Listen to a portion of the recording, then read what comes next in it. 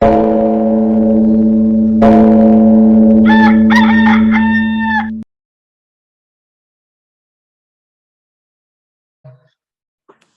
sain pudua kan lo ma che hey USA a chuan Sunday zan dar kwa Eastern Time ania Mizoram a chuan thotan ni zingda rugle chan ve anin kan ria hetianga zoram pona ZPM group member ten Pu Lalduhoma MLA komna hun kan bang thei hi kan lom tak zet ani zoram pona Mizo te hian WhatsApp group kan din vea kum sang ni som period election khan ZPM kan endorse vea campaign na tur sumte kan thon chawani ni kuma ser chi bial by election khan ZPM candidate Pu Lalduhoma campaign na tur sum kan thon bokani keini zoram pona Mizo te hian Mizorama ZPM sarkar en chhin kan dua kum sang ni somni pathum election apo Puduoma kai shruai ZPM chak ngei se ti hi kan tong tai na ani ole kha zong khani se tin zaina hian Japan Israel le England atanga kan member 10 khat andon join theilova poi kan tia tin kanin kom na hi YouTube kan upload tanga andem chan huna ando enve don ando enve tura ngaila in zona le channa kan nei ma in Pudua hian soi tur te nei chuan ilo som ma sangum hian Pudua kan some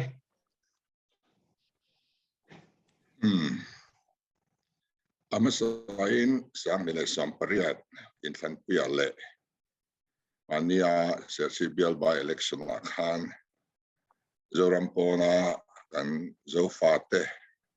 ram sang om ten thei top in minon support sum le pai te khom in minon pe tu ma hian lom tu ka soi non le dua ka lom tak zeta tin in ming hi alam toi chu ZPM alo ni ve tho maya chu wang chen ZPM le ZPM kan in kom don tin ania etiang kon rem chang min siam sakhi kalom khopa in zawain chai ka buk chu ole ani chuan kan group hian zona pariat kan siama group I ozo turin ulal tlong ki makhiang te kan somanga chumi zo member te tanga zona te chuan kan in zo chhun zom don ani hle pu putia ilo somangu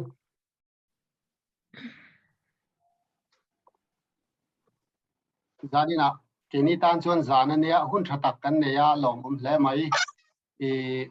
min ruai tu kha min host tu kha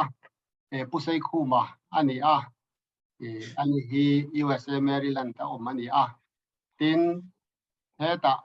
khongain kan introduce anga photana pudua lohriat tan pulalura ti hi missionary ni khongaina ban lo pharsela pudutan khiata onnan ani hi Nepal la omani Nepal atangin aron joina along mo me mani tin kan group ta hi thane ngai tak ani tin mark ho Canada atangin aron joina annu nen khongain ban han tharlok ulang Canada trainan join kan lom mani tin hatilaya Maryland tatangin USA Maryland tatangin pulal soma khongaina ban lo pharsela ani hi MSA po centrala kan president kalchuak ta kha ani tin nichina min huai tu pusai khu makha Maryland MSA kan president ni mek ani poka tin pukap liana khongaina ban lo phar la se ani hi helai USA Maryland ta kan MSA vice president ni lai ani tin heta pumal som tluanga phar box sela ani hi MSA kan huai tu sports lampanga kan ho tu pa ani pokani tin heta hianin mechia pani ka ya ani hi chu kan be chenai chun te anni tuna chuanin zona ke hi laltlong ki ma kan ya ni china kan host namin introduce to ang khan zona kan lo siam ve te kan hat lot anga le kan khia tangin Mizoram politics hi ani lo theilawa zanina kan boi pui tur lai kan chai tur ber chu tun na ya Mizoram le Assam ram rite alo boi ta thar le ta hianin kan lo hriat dan chuan khovel mun nanga tang kan lo hriat dan chuan Assam hianin chief minister thar an neya a hming chu Himanta Biswa Sarma an tiamani chumi ron CM no chuanin boi na hi an ron thar tho le tariau mai ni ten a hriat ani hianin engani agenda Yow big te ani mi ani hianin thil tum engamo kan hriat phak vak lo tum te alo nei reng mi ti kha pudu a hian khong en min chang them bo nia hi mandeu sani som pakwa parliament Citizenship Amendment Act CAA kanti an pass bozuina kalzel khani hian alang deva CAA kha dan lova India rama lo lu te Indian citizenship pek theina dan ania khami bozui khan Assam hianin NRC and the National Register of Citizens and the Siama Zuan Bangladesh atranga dan lo lu ru tam kha citizenship pek anantum chauta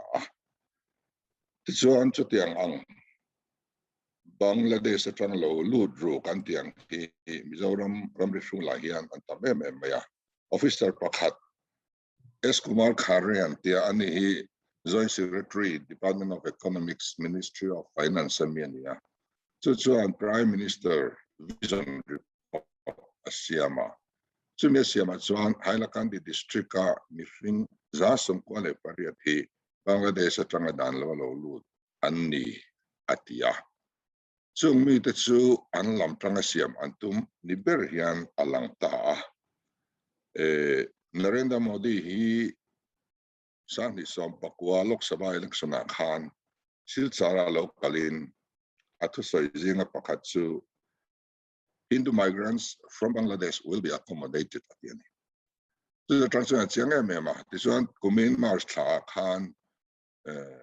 Assam and in chang valley so that's one to na chief minister ni Himanta hianin chung ho chu in muntam tak anwai tel atiama in Kolai area mi tan kuan autonomous district council atiam boka so bang chuan politically motivated operation ania politics BJP policy kalzel Hindu ho in song tum na kalzela kan ngai ni chu ang khom mai ani tak chu ani le mani vaireng te bulloka buaya khanin aronin mun choudan vela kha chiang zoka khan soitur kan phiat ve thiam tokin remchang te omem ne Himanta hi meni soma khan chief minister tana lagluania lagluani vele anna masaber te sina Mizoram ronne ki amang nein afiata sakhat chungin tumthum min ronne kani ama sabera chuan zun ni somni pakwa khan ai tlanga police tronem tok tak man lutin kan police te an not kianga an lo dang zo lova chuan pu chan dama huana in kulin muneng mozada kem tuna kwan an sa ulai area kwan wan nei somle pariat chung kwan oma chumi te chu an adila te an kalnam tolwan ti ches ka an thai te an ti ches ka mang takin tun thleng kwan an oma chumi nu July ni soma khan anu loka khan eta buarchep lampanga kacha DC hovinan ron thokle rup me JCB ne ta chuan in bipakhat puchal chungan tia chumi leile chu anron lai chia ta chuan kem an sa mun an kwara kan police duty te omna buk min thia saka an not boka chuan alo dan tum tu Mizo mei che te pok put an thar bo yala tun thlengin kholaya kwan an huan thai en kol thei tolovin an oman ti che saka an sanga te pon man sak vekani chumi dota chuan di somni paruk zulaya khan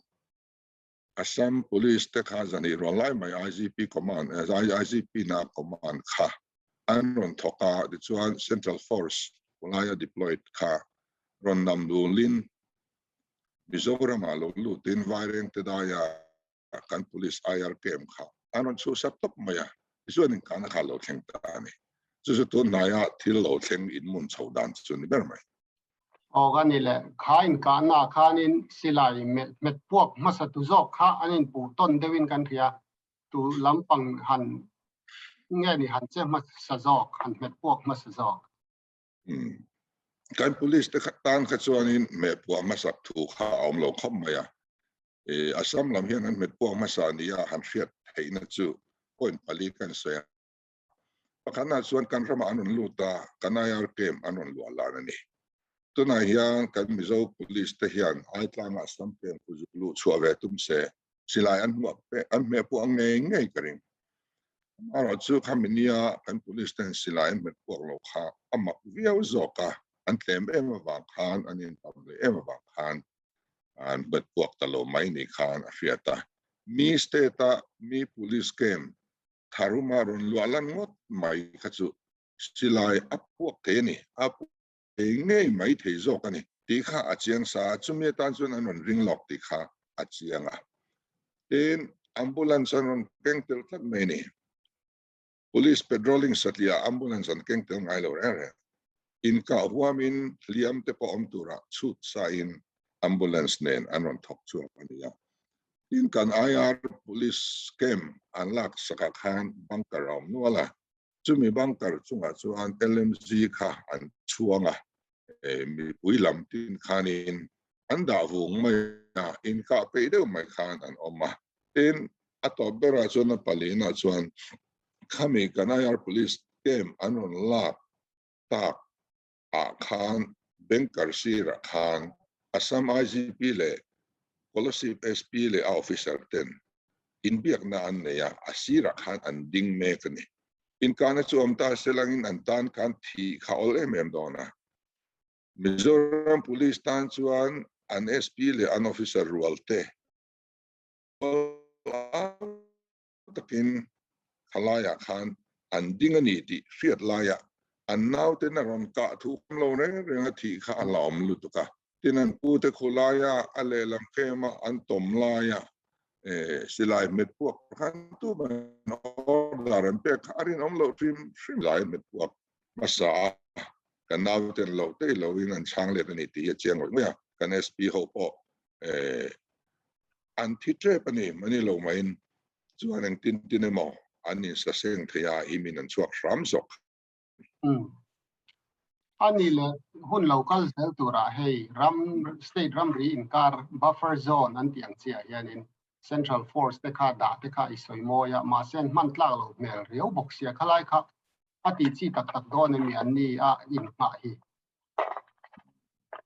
dia khamini khan Assam lama SSB an oma keni lama CRPF kan oma antlema Assam police ka antam em wang khan anon namnul phe an lo dangam lo ni khan afiata kan thinerim khom mai CRPF te kha an chung arin na kan hat mi alwa an pu anga an chung action la tu le thak theng turin kan nor ngal che rengani amaro su anni khalaya khaminia CRPF duty te an that lo wang le duty an hlen lo wang khan CRPF zong zong Central Force zong zong an rin tlak lo ti na kha akok chuang lova diktat chuan ti dan phung pang ngai ni hei state ten in ti boy chuan ram ria an police te ve in nai te wa anin ma chon an silaya pu e kha a la oma boina chua kha la om zual ni chumi veng tu chuan ni soyang khan buffer zone siamin ain kara khan Central Police an da thina khami vaton zok tu kha chuan Central ado tina khani to a chuwang chuan an hlauma an zom boka chuan in remna anin kara asiam sinawangin 80 dan phung ani chu ka soi mai ania Union Home Secretary hawa kan Chief Secretary te veven an biak ko khan Central Force dani se anon ti vele hawa kein ka soi khan in soi sela kan Chief Secretary te ne soi sel an soi ka chuanin an soi sel lem ta le lova ni chuan da lo ni talo selangin Central Force kan tan hian forest lama kan in tam le wang le kan chakna a in san le wangin kan ram hi min lua sak mai zo kam ti hi ala oma keini tan suan central forest da hi kan du viau tura kangaya mani bisom pathum ni khan some assembly a himan ta hian thu soya chuta thu soya chuan Mizoram atangin hectare zania zau ram kan la le to tin ram risu la outpost som ni kan din thar boka kong pui kan lai mek bok ti kha soidan ania chung chu an malak dan ania keini malak dan nen ta chuan ein thau ang reng khop maya chu wang chuan in ram risu la central force da hi chu Mizoram tan chuan advantage ani ang ti chu arin thei khop mai ani le e kha tila I soya khanin kan lo peng lo nga e asam siamina athu soi ho kha e asoi dan mai ania atak tak nin ground report a ani melin in khiam oni e an chena sakho mai chu ni min pia te po khanin khulam mai rabi a khwan Mizo ram sarkarin contractor ruaya le ado tir me kha anon ti buaya iron rod te kha an phur thak saka do to su an tia ong ro ten tia ni chu teng te chuan an la ron tia tin helam borche ka ti lama po khan lui borche luya khan le ron do ka an tuma an bu sai me ka hei an do don le don lo hi kan thing tharenga tu nai chuan in an in chopa ma chuan la zui chia lo ni khatiang khanin an cherenga kem po ha ku ngai tlanga te po kon kem khan mai ni lovin kem me mo sa ta anin pul don ani le ko ma chuan kan bor che pan le lon do tura khan khatiang ang velan omlai khan kan Mizoram ko sarkar hianin enge ti ve enge lo ti ve mek tun din hona hian kola area khu civil mi ko kal an phal lo wa ke mani sarkar lampang pianin chu ti khwan an clear mai nin alanga rondo don tak se kan sarkar hian ado da ngamangem nge an clear renga do le mol mol mayang ti kha alo thlen phol lo chuan a soi thei lova entinan laila por lama chuan field ten ron laia kan clear topa ten cinema hall luite assam forest in ron chei tha kan police te si randing renga ngoi renga an samom mo an lo fel der khatiang kha tam taka alo thleng to a chu wang chuan khatiang lo thleng le tu laka hi chuanin kem kan nei ve thawa kholai khatiang na na kha chuanin kan sarkar hian a phalo tura chuan kan nai ani le hemi ram ri fel lo ni inoi kara hianin MNF le India sarkar in remna a khanin near act kanti mai 1971 Northeastern Area Reorganization Act kanti kha e kan pom puita an po MNF khan an pom puita khania ta chuanin mitam takin MNF an dema kan dema dem lo ko ni lawa hemi hi nang hianin idem ve nge I pom pui ve mak mai mi helai chung chang hi stand kha kan khe thayam kami izona taka kan du ma khan ramri local saudan hi kan hre thiam jong nang kan soi zonga Manipur le Meghalaya le Tripura te kha state puiking a land kai an lo ni don ta chumi rual chuan Mizoram le Arunachal Pradesh kha samatanga le plain UT pek tur kan lo ni ta chuan chuan northeastern India kha aram ri kha reorganize sangai ta chuan chuan stakas ko som sari pakhat December ni som thum akhan nin ka ria parliament in Northeastern Area Reorganization Act 1971 passed ani chuta chuan section 6 kan en chuan Mizoram UT na huam chin tur chu Mizo District Council na huam chin ang khania ti khain ziata kan ram ri en ziata ni chu Mizo District Council ram ri chin kha UT ya kan choma UT ram ri chin kha state a voin thleng kan chom chhota kan chom chho zel ti na ani tap hota chu kan soi masadu loka chuan hami chin pom lo chung chang chuan ya IPS atanga ka ban lim te a khan Prime Minister Indira Gandhi khan London a pulal denga betur khan min tira ninga chamina ina kazuk cancel khan ya chuan pudenga chuan India ne na kan in biak kuna kan demand tur min duan puiro atitlat maya an lo in biak to na masa an demand luite aphorati khan kan sama chuan MNA vina India sarkar laka an ngen tur an demand tur point som pasari kan duang dum ta chung jinga chuan ramri hi telani ti chuan aduan na chuan katelani chu amar chuan hanin beta anin biang na kha chuan in tu ma katel ngai lo ta chuan ramri chung sangan han soi ta home ministry lampang khan tu na in soyang ramri hi kan ti felon ni chuan Manipur le Tripura le Assam sarkar te kan ron ve ngai do na boundary commission te kan din angai hialanga adurei khopang chu wang chuan hei chu thil durai turan dia wangin kalsan ri mai ila India Constitution Article 3 noya hian state boundary chu ala soi chung zom zel thei boka i kalsan ri mai nguan tia chuan pu deng te khana hangai tu wang paka kuna durai don ti khan ria khami khapom talo se khami wang khan hanin kable taila Mizo mi puirem na hak le lem em tu te po khan thiaman chan tir lawang ti tai bo biak nei top sela rem nei omlo sela ti du ngoi tu te po enga mazat anom box ya in rem lo kanom rem khachuan MNA lem te po ai siam chop thaya CRP lem te po in siam chop thaya in kana lem te po siam thaya ceasefire te kha to pang in biang na kha to pang ti om takadia chulai kara chuan pulal de te khan an pom ta ni khami anwa pom na khan anin biang na khan eni chu kan tel ve ngai reng luwa udo ma poina pom pui ti zong em min an pu tral lo ma palai kan ni mai ke ni chu ale lam le lam min tir to na kan thuken ka kan va srila achang mo chuan mimal ngai dan an je ve zeu thei chang chu kan ne chu nga po MNF lama khan kan trang thi na India sarkar ka kan nor pui thi na ni chu wang chuan aduan na a demand to list siam na ram ri tel na khan katela anin biang na le apom na he chuanin kan tel ve to lo ni a chiang khom mai heti lai hianin kan politician ten ria se soi lang fo se ka du chu i Assam rama tanga hle thak kan ni hi kan ti le ringot thina Assam rama India ram no lu kan ni ti lai hi kan soi tel to thin lo deuh hi apoi ka tia chu soi tel na thin po tha lein ka ringa dang zona le dang chu ani khatia wareng te da ya boya lo ni tak lu khan atuk lok maya khan anin ka ria Assam minister pahi kha Mizoram an ron jin chhota kha ni enge thuan ron kena enge an soya enge ron tia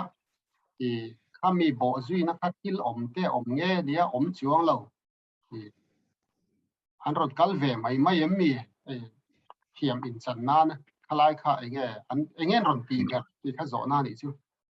le taking two hands so taila mean malaria na aveya ana tirtu chu malaria shrikhania ana nalan chu da na chu khosik telo ni ta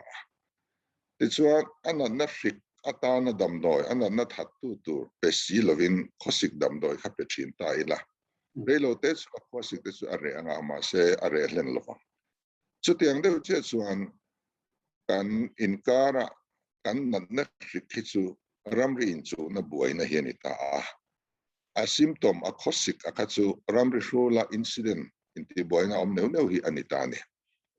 chu wang chuan apoi mo chu anat na thlen ti tu tak ramri boina kha kan chin fel angaya chumi na angong chua anat na lan chu na ramri shula inti boi neu akha kharingo kha treatment anwa peta thina kan sarkar te hian na chok na in pek ang deu ania khaminia sam minister local te po kha aramri buai chin fel na lam hoi zong chu pakhat ma an soi pui lo buai na achua reng in status quo an ti thina tuna kan om da nang hian yom photang atu ve ma in buai nei siam to lo ti in anin rema chuan area an re wang ตะ thina kan sarkar kal to zong song khanin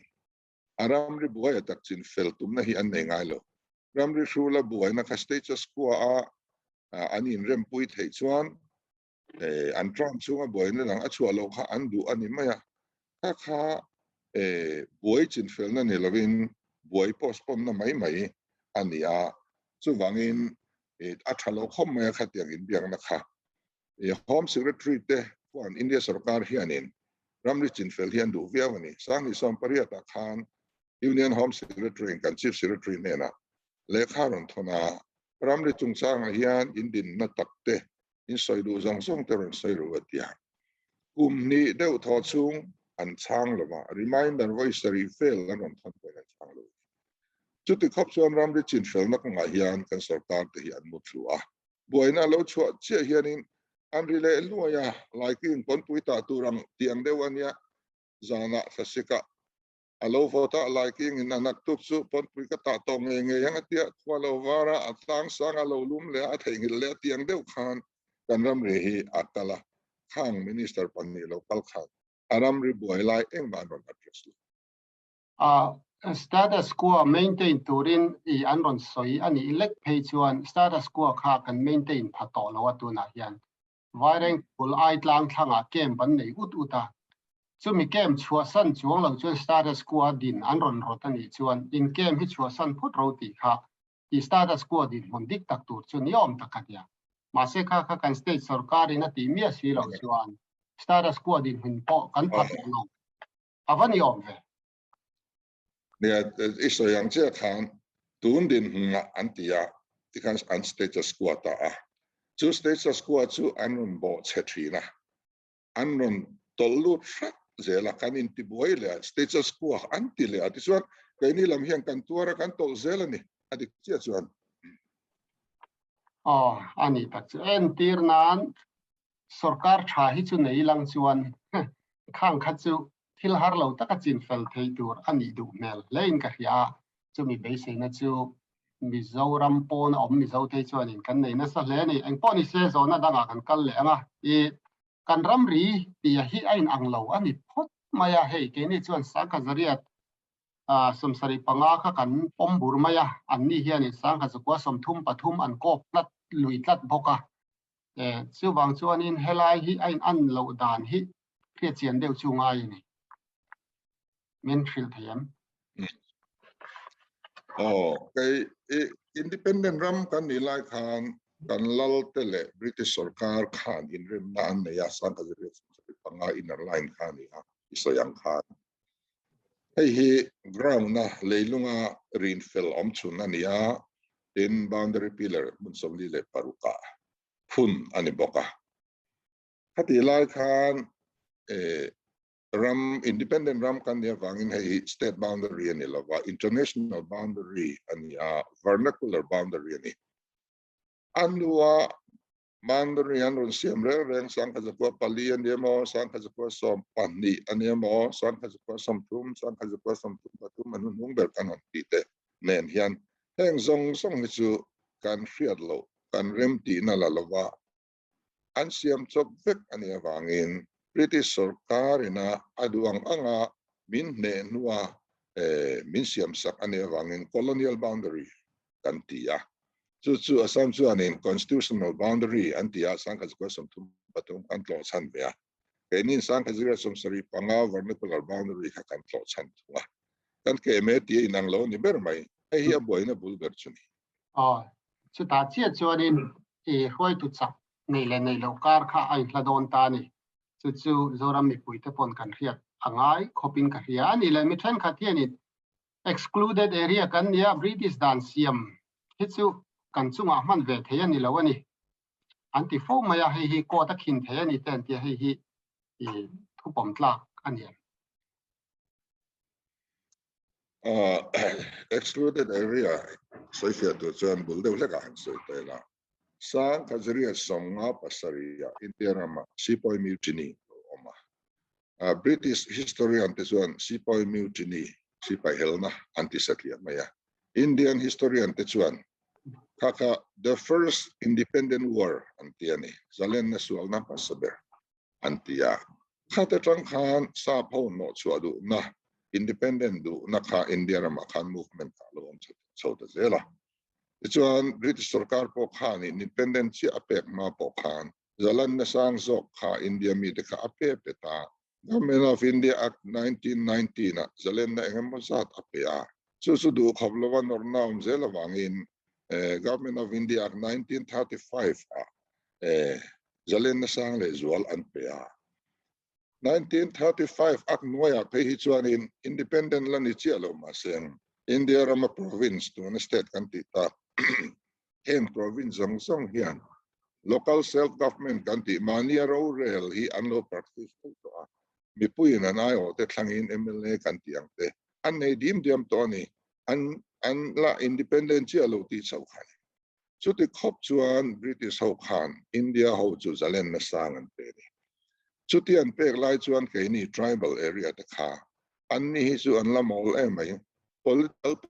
ipo an la ding lova mi pui ai o thlang thei pon ni lova he kan dan siam mang ve phak khen la ni lo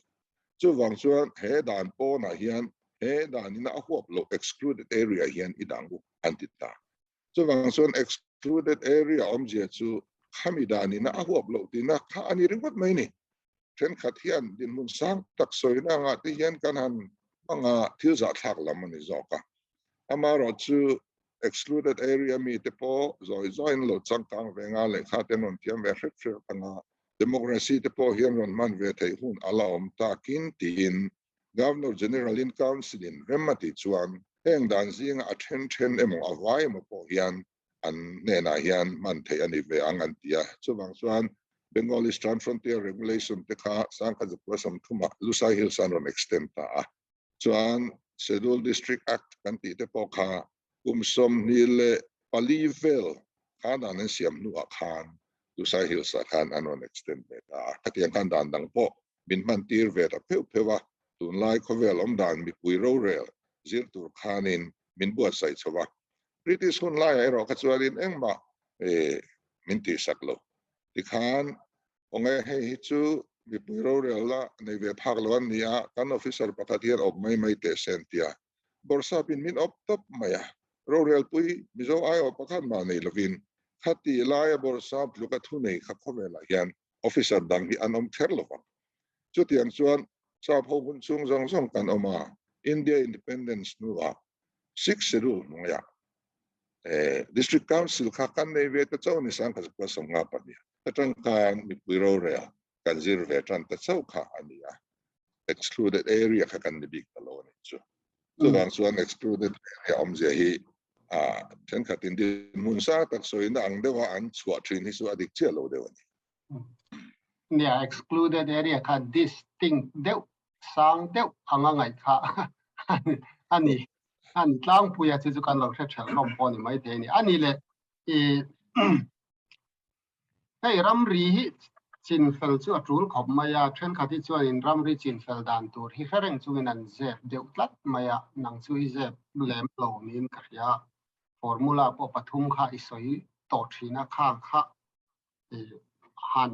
khong ai min han thil le dia thei hlomem pakhat na tang ha mai te kha thil ti tak nia gam physical occupation ti kha ska tia in zulu alu mai kha thil ti the ni do nam kan tin chi te niam nia kale khabung ma sa khan formula pathum kha kan siama tuna hian barlui ram ri ti kha ka revise le to kan zuar kan bipuya kan release to so da chuan formula pali pakhat karon bel ya ne pakhat na kha chakna manga ram lak ti na ani ber maya physical occupation ka chu hey tu na hian district council atang in kumsom sareu pa kan state kan ne atang ringot po hian kumsom thum pangana kan mangne mi kumsom thum panga chung hian Mizoram atu ten ro rel kan ti chuan congress le MNF an ni charane chung party pani te chuan kumsom thum panga chung hian chakna manga kan ram ri hum hal thei khopin tundin muna hian min daim ti hi kan en angai ta te chuan in brigadier ti sai lo khan oil depot hi kan nei turani atia ma ala amun ma te ti fela sun zaman itamia lova tu na hian min han roadblock hian tileta sila ni kuma aminti saka kumina aminti poka roadblock ha kaka han tileta silang oil hian ngai taila kan motor zong han ding thup tamai senin che ta har khopang kan police ti tan ngai po che ta har khopang chuwang chuan kum som thum panga chung hian tharuk min dai tura mo kum khat min dai tura mo tol all the port ha kan nem kan ti chuan nei lo anita ten chan ni khat po cooking gas hian ngei taila aizol tu kan tal puai dan tur zia chu khai ngam lo chala chil kan nomani kan tiang kan how tu kan sui sel mai chu tiang turatan chuan gas bottling plant hatok kan nem kan ti le chuan nei lo ania le bara kan in to de lem kan ti chuan min han lockdown na kan in to de lo sia artu ya po kan in to de lo fa alu po kan in to de lo puru na mai po kan in to de lo kum som thum panga chung enge kan ti o ti kha anita tin ram risul kan develop cha mema ani le manipur le tripura te bangladesh te myanmar te ne na hetiang buai thula in kalpona tur kong wi kan nei thatai kum som thum panga chung hi chu arei to kan nei that na hun man kan han boya kan ti chunga kong kan sial chop chunga ni loka te po sial zo ma kan siam in zu khonga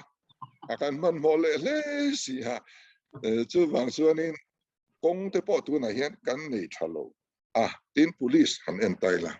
IR police battalion nga kan ne ya MAP battalion thum kan ne ya battalion riat kan ne ya IR police an lak don khan house am stacking to no dala IR police chu lalu te su kan ta an ni don lo central ta an ni don an chunga thu kan ne don andu tu na huna an duty ti ranga an hlole til dang sen so song kan tum don sia omjen lo ni katia tu na hian kan mania kan hen ka ti khan kan force ti khan in dai lo emema khati lai khan kan third IR battalion chu assam sarkar no assam sarkar ya du tu atir theina nom dai mai ni tu thlengin mangal daya third battalion chu la om char chang nom rei to kham mai kan ta ni lo chuan kan Selai pot chan long chang ngatingi kan IR battalion chu assam in an lak phek kenin an IR battalion kan lak ve thelo ve thung si kha state kha kan vain thau IR ti kha Indian Reserve Police ti na nia state reserve police ti lo mo chu wang chuan in hai election na te po kan police te chu an juk duty thina thina juk tok te po nom thina khatiang khan kan ta ni lo wang khan du tuin an deploy theya ni hian instead dang IRMO etiang ni kan lak lu chu kala khelo kan ho tu te na cham an fe tur anga ila ti chuan kan mamo chu Mizoram Armed Police Battalion hi ero chu apum puing kan ta nia sa ka ko som ko pakhata khan hat battalion hidin ania kum som thum aral to kum som thum chung hian Armed Police Battalion pakhat po kan sarkar hian in ladin bel thelo ra chu tiang chu kan ni lain imanta chuan enge soi sina khanin kan soi to ramri shul out po som ni athar kan din ati pe ngal mai ni khatiang ka kan ne wangin tu na hian chakna in be tur hian assam sarkari chau tlat kan ni chakna ramri kan ram zau tur hian thaswi kan neem kum som thum panga chung hian min buat sayem ti kha kan zona turania chuta chuan a chan na hi chu i soi ngai lovin a chiang vekin ka ria Kuwan ka formula at mai chu man thap the chiam poni lo a chan na ka to min fil lo mai ro asam ko riau in an lo ria ole ato ta zel kal taila ani le formula pani na ko ta thin tu chung sang kha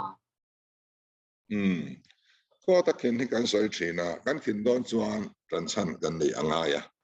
til kan ti don rem chuan kan chak lo na lai kan der thon na lai kan weak point kan settle turania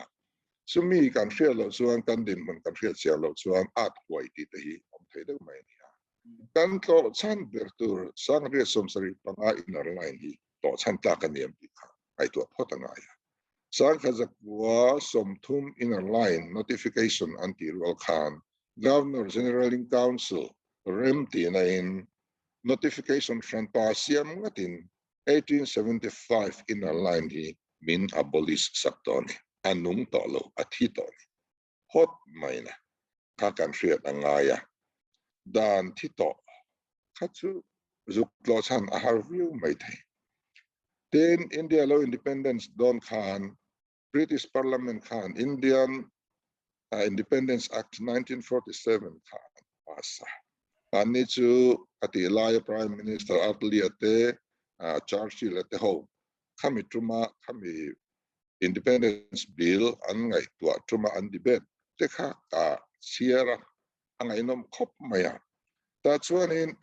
India Independence Act 1949 India Rama Indian states anti my princely states anti my Raja te pro anrelna Raja Ramle keni tribal hoka India portal to nelo Pakistan portal to nelo tiat da tok kan ya do chuan independent wang thei kan du point midang zom thei din huna khan min da min nu chia tok maya ti chuan kan laka an mo phun na song khan li pa section 7 a khan heng Indian states hole tribal area tenena British sarkar in thung chi rang alo siam to song ri kan chu cha ten ke alap san te chu cha lo thei lo an zia te pon Prime Minister atli at khan en na sa takin nang so ya an fil fiani chu lo ni ta ka wangin ani le kan document nei that kan han tiang chi zong te po hi khati la ya ale lam thang ti mayang thutlung kan siam pui a British sarkar ngei na kan chu chak vek ati si chuan ko ta tran chan don tai la avahar de on ve ti te kha angai tu te ta tin kalal tem banan lo nia compensate la khan tungna Mizoram kan ti chin pia lam ram hi an thleng phat ko ho lo ni khati lai bo khan sa ko som sari palia pu cho chungan Prime Minister ne na memorandum a thelu ta som sari parup januan ni som sari khan Home Minister Ome ta khan aron chaga chu da chuan anga in siap ti hi an soi tela pakhan na chuan in ram ri hi in a line 1933 in asoi fi aron ti phota chu midung zui chuan Northeastern Area Reorganization Act 1971 ka Parliament apasa anem to Parliament in dan me siama anem nge to hi ai to thalle chiani lo ro ti mai chu tiang chu andin mun chu anita a chu wang chuan adan manga zup ti tur hian lo chan tur hi le mi thiam zok te chuan an dap chuak thiam ani chuan kan soi phak lo ba ke ni ina kan han mu ve phak a chuan in thiam han chan puina khop tur chu awang deuh lampang chu ni kalau in zep nok lok ngai khalai khan nia thiam chan na tur kha wang ititas ma ro chu sang kha ko som thum pathum khang demarcation ho reorganization act zonga anram ri kha ke mani consent kan phalna kan rem ti na tel lo ti hi mitam takinan soidang thina nia chu mi ba ka ki na kalo soi ve chu tu na phai heng ram ke square kilometer na 509 pom chunga hian mizo khuwa tam taka omani chu wangin hei historically in kan ramania kan ta ni ti kha kan tran chan hi don lo mi ti hi ka kai tu na nia Mizoram chu hian vai khoming pakhat ma lawa Assam ram kan ti ta ka hi chun mizo khuwa tam taka oma kan no pan lai phei chuan khung lai pha ya khuanin mizo tam takan omani high school po an kal to ma ko bul tai ho kwan chu wang chuan tu thleng kon khuwa la om khu khung te khu tran chan tlak view lo mi ka ti nia kha a formula palina atana a pathumna tan karon gor chuat har ani renga ni mo hey indigenous people anti to nam anti mai ke ni ang hi khó về là hiền mặc từ đuôi million giật thum som sari vel kan oma khó về ram sang som qua hiền kan oma ni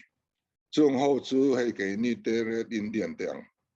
khát tiếng hậu kha nắm chặt dọc khan má lai trang in kan pi lệ pu tê rọ lúa chin ram khan lâu chu sakan lâu lúa lan ta ni chu lạc lệ lệ anh thèn turin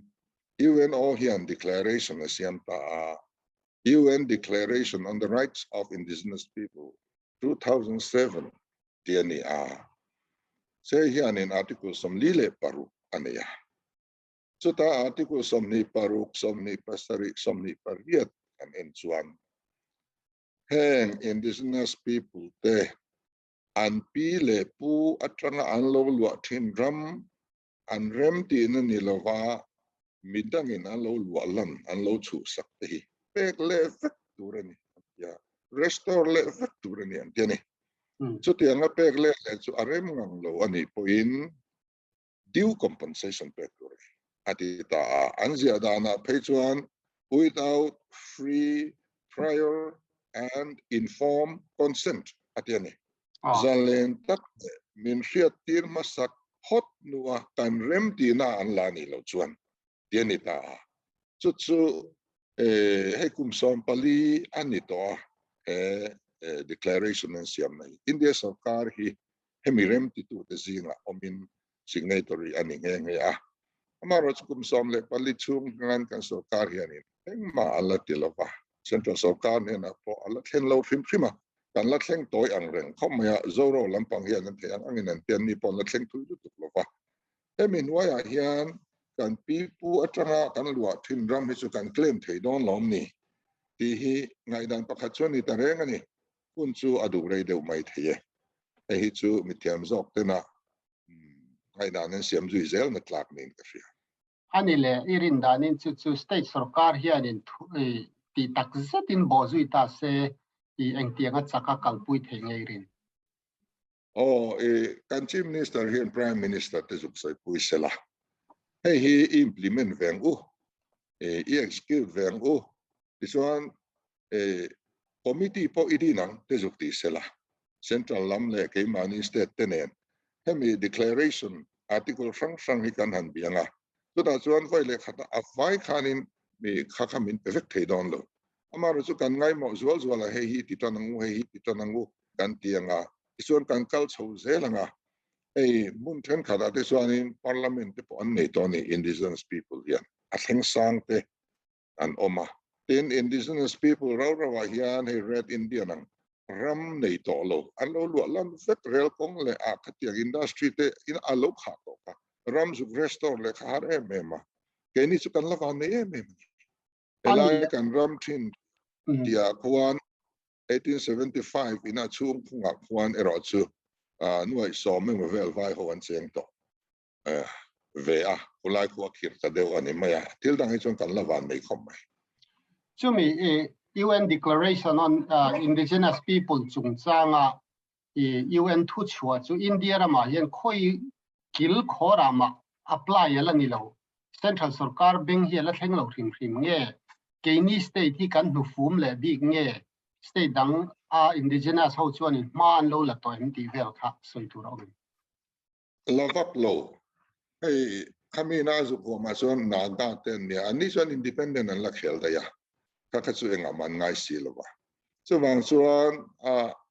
atang kai pui tur le angai pui mo tu chu kai ni hi kan ni deuh maya kan assembly te po resolution te su alut to amaro chu kha resolution kan omja nei mi lo resolution an pasa emi chung chang central sarkar malak nei lo mong kan ti khan han pas te reng ni central sarkar in ma ala ti si lo kai ni po neng ba kan la ti si lo lai khan dom tu soi nei resolution an han pas lat mai te kha amak khobasin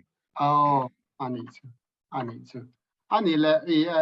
ke ma tang chu ni na top lam ma lo ni to nga chu mi ram ri chung chang chu amaro chu hei ka thian te ho hianin zo du che pon nei ve nak na din ka ringa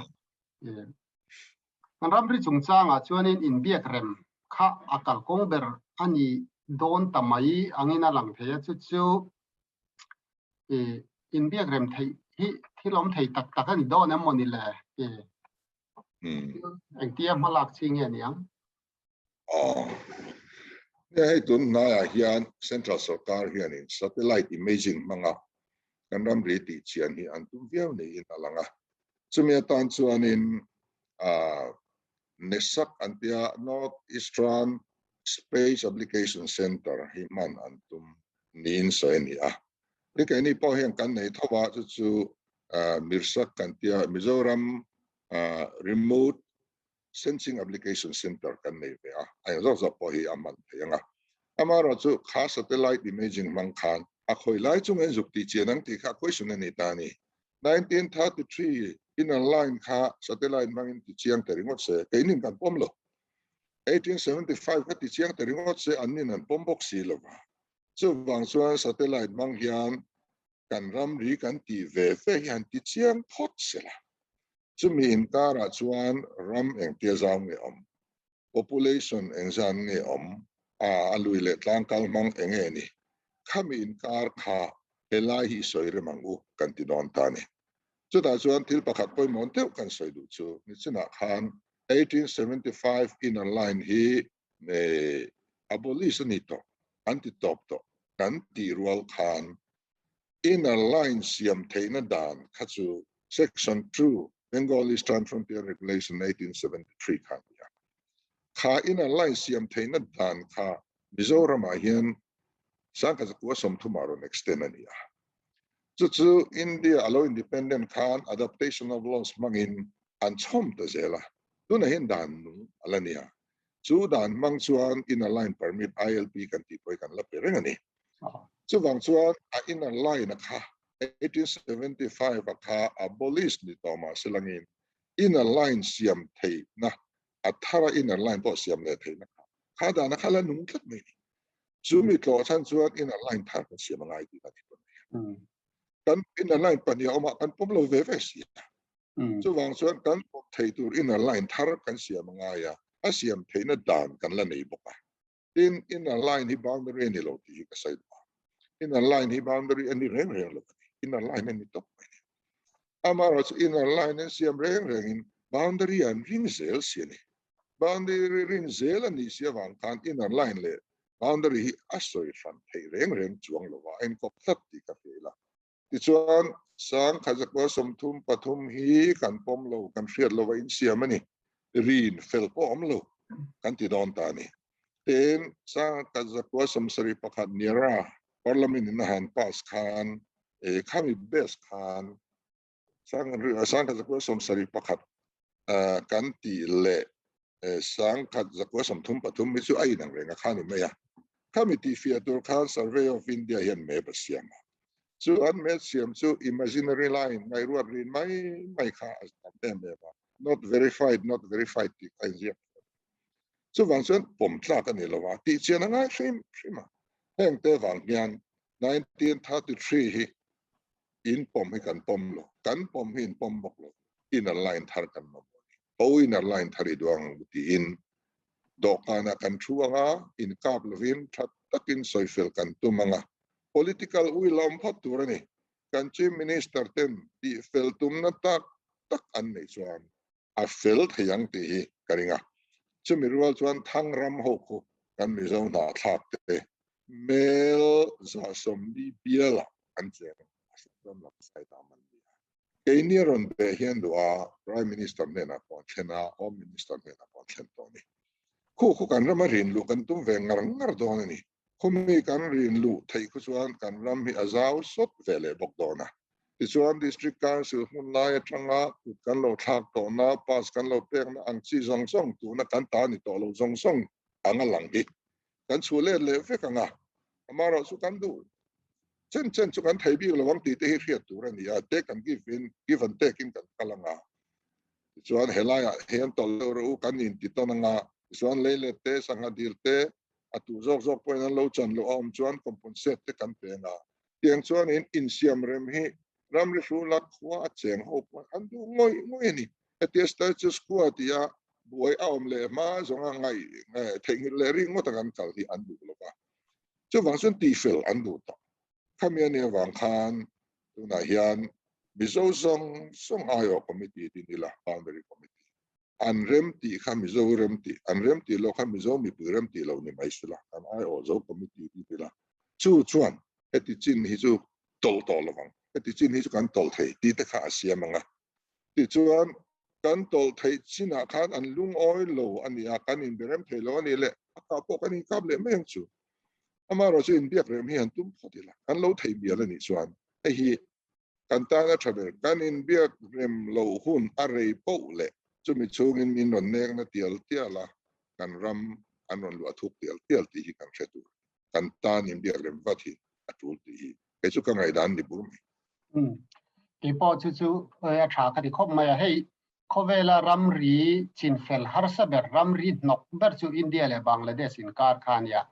enclave frang oma khang enclave zong kha i fel takin an ching fel thaya chu wain ke ni boundary thei chu all sam lu tu kan central India in rol du phot chuan fel taka chin fel thei ani i tin pakhat le kan comment du chu i hey chief minister chak tak kan nei lo kan ti na lam ni lovin Assam ramin chief minister chak tak kan nei chuan adang dai maya kan bedrock maya i kan ram hian chief minister chak kan nei ve huna chuanin i Assam ram lampo hi an bedrock don ti hi chu i leiben thel lo tluk hianin a chiangin kan khia chu kan ril ruwa om ran ani ei tila hianin kan kabula thu ka thian pa hianin zo du che de ya ti khanin an zo tak che Udum kapa kania kami isoito na atanga i kalau ngai to na alo om zo na kanai chhei hi ania asamin rod lok an han nei khan zoram kan boy kan mang ang ti kha alo nita a em wangin nge kan sarkar hian hemi Assam lam atang chawa pur chok na kong nilo kong dang Burma atang amo Bangladesh atang amo kong hi azon lo hi kan ti tur pakhat poi mo tak ni in ka hria a alak dan tur le i calcium na khalai tak mai khamen han soi fia sak themเนี่ยนี่จินข้างกันสวยทุกตัวนี่กูมาโรดล็อกอันหันตีเพกชวนกันฟูลาdistrict ปทุมอัสสัมเฮียนเนี่ยกัจจา district กริมกัน district ไฮลักันดี district กันเนี่ยเฮมี district ปทุมดีซีที่ข้าอันอินทุรัวทับไม่นี่อันมานี่ district จันชูงะมิโซรัมกัลนัตุรกงอมค่ะดีซีเขาข้านินอันโรดล็อกเวกอ่ะมุนรุกะมินบล็อกกันนี่กุมขานกุมมินฮิจวานินมินบล็อกเน็ตเดวซอกะจากผมก็เป็นไม่ชื่อมินหันบล็อกเสปอยติโลดูเช่นมินบล็อกรอเสที่เวทีดินมุนะส่วนเจ้าขานเราอมต่อสุนีอีหลังดิกตัดส่วนนี้อันมาร์เก็ตเลียนเบอร์กันเนี่ยสัมตานส่วนกัดคู่กัดจาระมาไปส่วนนี้อันบางอังลุตุกันเนี่ยสุนทรคอมมูนิตี้คู่อันเล่ตัวจอกตัวเห็นเนี่ยอันเล่เฟรกจอกตัวเห็นเนี่ยมาเราช่วยให้ฮิริตี้กันเปลวานี่จินอากาศยังขันคุมสมทุมปังชุงสเตทกันนี่ตัวคุมสมทุมปังชุงเห็นโลหินมากกว่าจุนีละอิสอยกองปุยขัดตัวเห็นกันไม่ฟิกังกันป่วยเมียละฟังรถบล็อกที่เสตีขักกันโซ่เซ็กจอกกันมาเราสู้กันในสีโลวางที่อันตัวนาฮิอันมันบอกตะกี้ในดามเซราลำกองเตะกันหันเสียลจบปัญญาบ่อยน่าเรีย priority อันนี้นะสังกันเฮลโลเลยไม่ใช่นะอดีตชวนนินฮิจูทุนฮิตูแต่หมอกปุ่นนักกันที่เราเทละพอยขบไม่ตีเฮียนี่รู้กันไหมนี่ฮัลโหลโมเมนต์ตากันเชียนป้าปกตินั่นซอนพกเส้นคุณผู้ชมโซมากันเนี่ย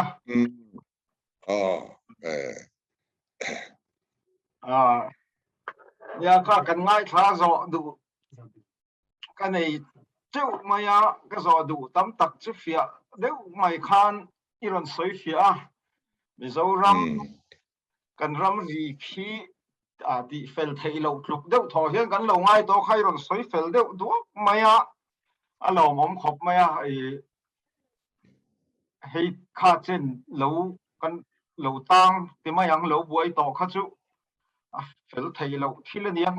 te kan lo ti man to ma se fel thei dan kong chu alo om ruak mai mai la hun ina hun rei deuh chuan thu hran ni se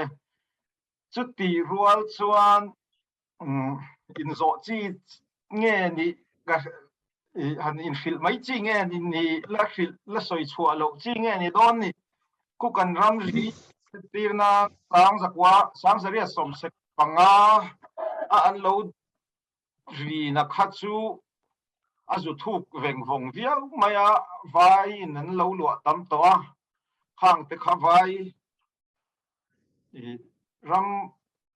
vai ho no chua thei to lo tur zurin lu te mai te kha kan du to lo zok mai theya chu gang chuanin eng tin nge a khoi nang ma ril ru a khoi chin hi nge ti a ram ri ril ru han da de ruak kha ineem soi lo chi tur nge ni la ni don chu ka kha thiam lo soi chi no ti pon min fil lo ri mai la soi lo chi hi om tur ani lova en ki mi kan soi tur ani nia 1875 chin hi min petang silang chuan vai tam tak kan state an lo lu don tin na ni india ram tho ne wangin kan no chu karin mi alova mla engam za tan ne nga vai ho ne ro kan rel ho don tin na nia helai po hi kan ngai tu ang na nga ya kan du chem ti hi amaro chu kha kan ram ri ti kan vernacular boundary kan rem ti pu yom chun ani thlar wangin adang zong ni chu bar lui vek ani wangin tran funga kan du ani 1875 ta hian kan tang ve tlat phot tur ania chu ta chuan istina ka soi kha an khan in a line thar kha kan siamanga khami kal na tur kha kan han kok khowanga ta chuan an ni nan ngai poimo ngoi lai te kha chu kan han pve bokanga kan ngai poimo ngoi de po chu min pve bokanga chuan kan in siam re mang chu mole hei himanta po hian in siam rem hi a fe lo riawin ke chuan ka ria soi maya chu tiang chuan ya chu wang chuan in kan ngai poimo chin hi chu kan nei tur ani ringot mai ni chumi ang kan nei thailo chuan anin biang na top anin rem thailo kan ti le phodanga kan in be chole meng chu ni china kan soyang khan kan in buat sai venga road block te po chau thei khop turin tiang chuan sarkar tha te kan la nei zelanga kan du chin hau thei to khop turin sak na te po nei ve kan tu mang chu male police te po kan lak belanga dik che chuan forest ho po hi silai hi pek vek turania asam pu na pe vek ani boundary shula ti hian silai license te pek te mai turania boundary volunteer te hidin turania chuan chuan kan in siam rem theilo hi han chin photila kan du anga kan lung oina kan bolo chuan kan in rem puilo mai tur ning ka lo me chu pakhat le lokin china kan thu soi masak tuna ram ri ka kalsan de zok dona ma se aron chuana an politics umodi te ina ron vairama silchar vela ron kallaya immigrant ho kan accommodate turani ati kha sa khwana andi kha hindu lam sa khwana kalpui deuh khan ni ta a khulaya ron pemlu tho khu muslim an ni hlom ta khalai kara khan a hindu lam khat a muslim lam te khanin engtina mo in kara khanin khalai ti buai thei dan kong te omem khalai politics zong ar kal nge ni sa khuana ron involve te la omem khalai kara engtia to pe thiam tur chi nge niang le ale zona poimo takani modi ka chuan hindu migrants atingatani ma sengin himanta te hi chuan ngai to dan dang an ne ya tuntruma assam election khan muslim hole congress khan tang tan mai ni hey BJP hian min no chuan tu mania an sarkar vai chuanin dan lo long lut hi Muslim kan tam sia citizenship amendment hian min huap ve bok si lova Hindu chaw huap sia Muslim ho chu min hot chuak don ania antia beina nan manga an ni tlak lau khanin Muslim ho po khati lo man tum ve ta ni heman ta de kha kan not chuak don reng long chu in mun kan pe don chu autonomous district council te po kan pe don chu anti ta chu wang chuan Assam context sa chuanin Hindu chaw an lo kan ram ri rula Muslim ho zong song Bangladesh tang lo lut te zong song nen hian ram pe kan tum chu chu khirna ni lo me lo mom le mai pu sai khu ma khan zo du nei am o pakhat kan zot ve nge pu dueng lo thamasalam khan boundary commission an din thu te ZPM telan phal ve lo ti the kan lo ral hriat ve a poi kan tia an lo thin rim ve kha engineer kal zel tang ni boundary commission hichu din ala omlova Congress sarkar lai zo khan boundary commission hi din ania chuta chuan tu hola khan din tlom ngai ram te min tel pui te atia wangin boundary committee commission member khan ka tel ve ati chuan kan boundary kan tlo chuak de ka so lam Bangladesh lampang border fencing te po kan tlo helicopter te nen kan kala kan chairman chu si chang ku ngani ha amaro chu kan chairman ber khan 1933 in a line hi ang deuh khan press ma avai ni atonga kha kan chairman berina katia doi o chuat kha chuan adik theya kan hriat lo wangin kan ho tu ten kan party fry tu ten tel to submin ya ka tel palova MNF sarkar wa hi chuan commission din ala omlova din commission ni lawin boundary committee NGO zong song le political party zong song tel na din ruling party ringo tina khoi chen ni lo hi chu consensus kam chen ni na bi su ani kan tia an din do lok lo fa an din te khan order khan kan han tel lo chawani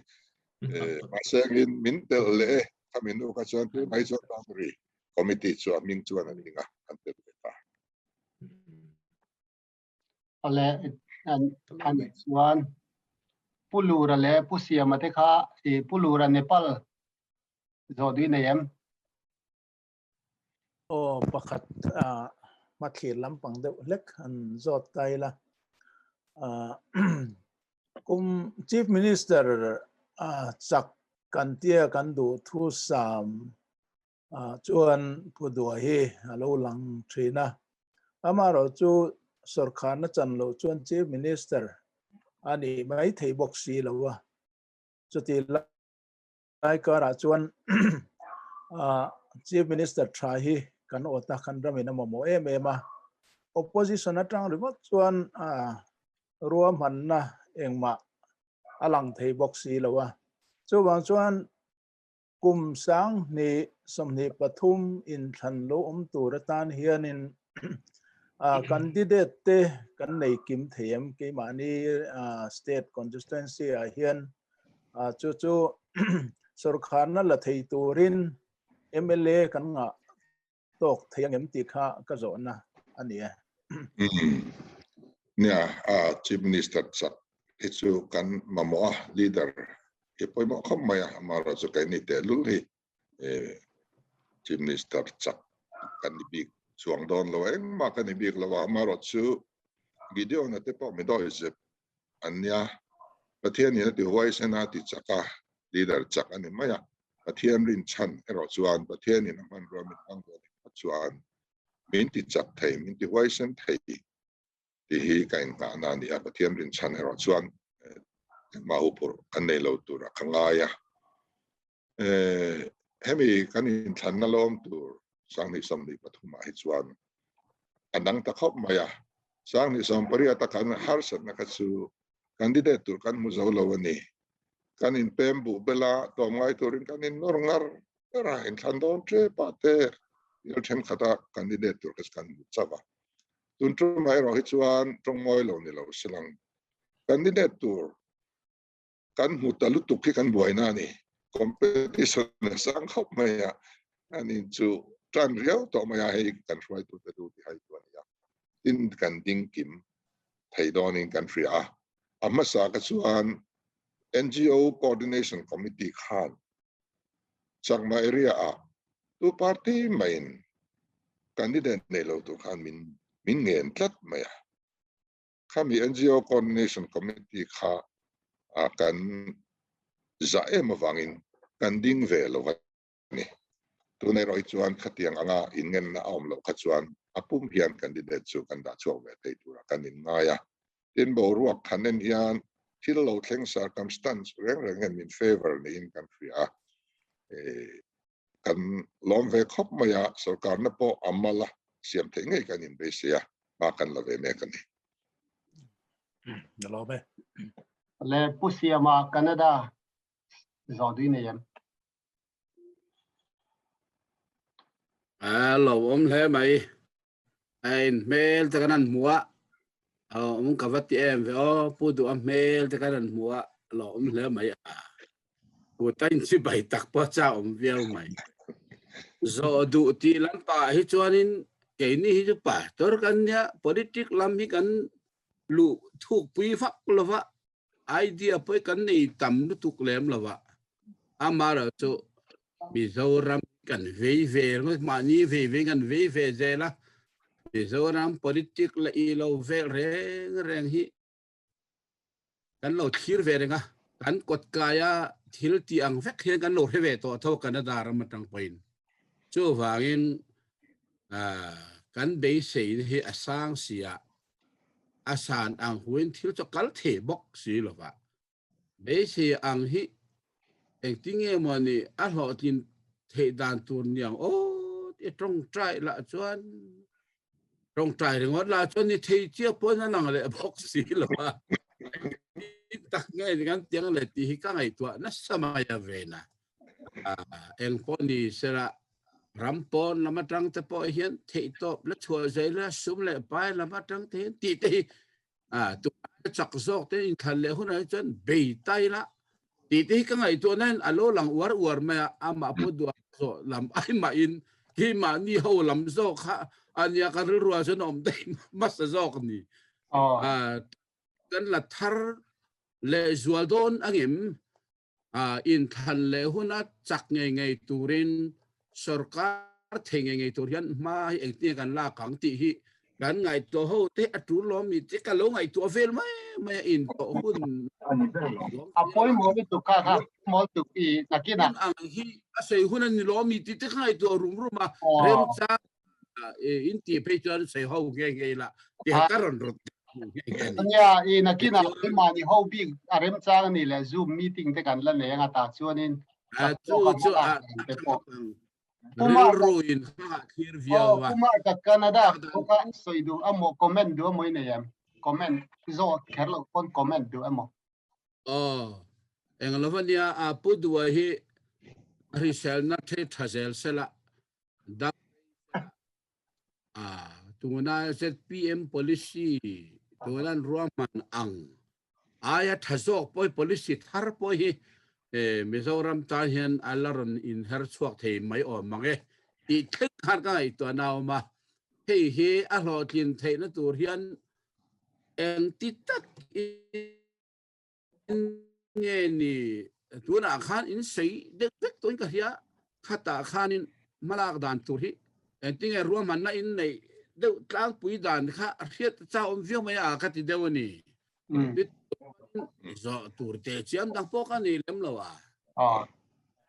kha chak viu mai a kan chang do ni comment ro se ka lai kha ania research wing kan ne ya ZPM yanin and research wing hi professor Walte le senior officer retired to le line from experience data Mizo zinga experience le mithiam thazwal zul kan thante ania chu kan research wing ania khan kan policy tur himin boy pui saka thil sang education anh em mo agriculture anh em mo khang khát tiếng subject te khan an saya cái này chu research base kalkan tuma so thing te po ching ron han ti ngota hal naom le lo va hey tu na ya cái sarkarin oil palm kha chin tir le va ngai an tuma poisa tam tak an da le so sel na sa em ni kha tu na an chinga an hral thei lova a hral na om lova a zik ten zuara ti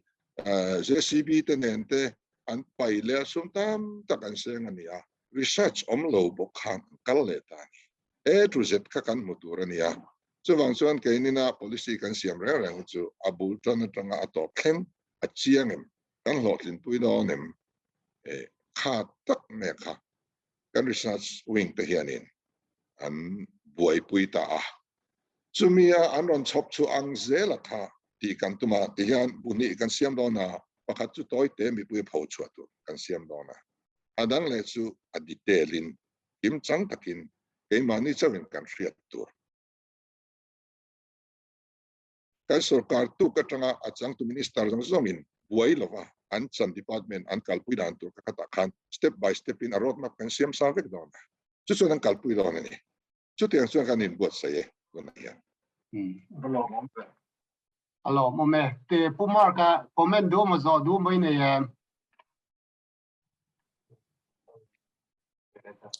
ni lo ve ke chu ka lo me ani tak chu e zo du nei kan lau mem comment du emo ani chuan kanom to lo ni chuanin ka pu do khanin I a thu khar na emo engam mo han sei du nei chuan han sei lang kan hun kan thi tôi te kan se nge china kan ngai thla ang khan ka kan sa kolam pui thiam te point ati khopa kan raman lo vele min tui pui khalom om katia Mizo mi pui hi an mangang to nei to na chuan kan sarkar nei to thin ang nei le hi ang hlaw ani pera chimia tan chuan ke ni hi thak tu ta na tin zonin kan anom meka ke ni le zelen mi pui kan ti be don chuan kan ram chu a che to don chuwang chuan mi pui ti be dong thiang kan ne vel pa min be se na po asang ema dona na chuwang in team tha de kan nei hianga ya team tha nei tu sang candidate nei that alo ngai ta chumia tan chuan thian ne na te min lo dil pui ula tin nang ni Mizoram po na om te hi ram chunga om ten kan chung em na cheui atam ma kan khir chewa rampo na tanga support min on pe ki kan tan alu ema chuwang chuan hetiang program mi han buat sai sak tele nakin hun kal zela moral support min lo peringot to kha kan tan chuan lutak mai ne wangin in chunga lom thu kan party mingin ka soi rualin hetianga tang ho zela kan ram siam turin thian zara kan lo sarkar ani point chumi huna po chuan min khalgil tu thuron min petu nizui zel turin kan chal du chewa kan som chewani lome ole lo mon pu sei khu ma khan ya ti thun hong te han soi lang chu khan na tom na tak ni sela a thau me ani hi hedilaya kan kul pui ber kan ho tu pa ber ani mi thiam ani a kai huan na to hian kan thla muang ani lak som atom na han siam la se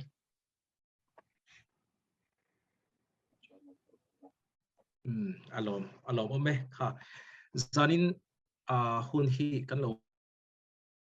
mak lel khop me kan ruam man te pori tawa abiking hepu tuang ki mate an chu ko chung alom thu ka sei du zanina he dinner tui tak bin luya an chu kan lom tak zet ni ti chuan kha khovel ram danga tangin then khatan chon jing ma tak tenia ya hei ta nge ni in mel te kan mu theya kan loma hi abul chan na ania nakina pathian zara kan damanga ma kan la zelanga 2023 election kha ni helabatang pudua be se angin ke ni ho point thei to chwa donania ti kha kan han som du le bokani alome kan sui okay ale zawai chu kan lome oh hele ma te kan thu tha pa kan mu ไปสบายยิน กันหลอกเลย ขันหลอมก็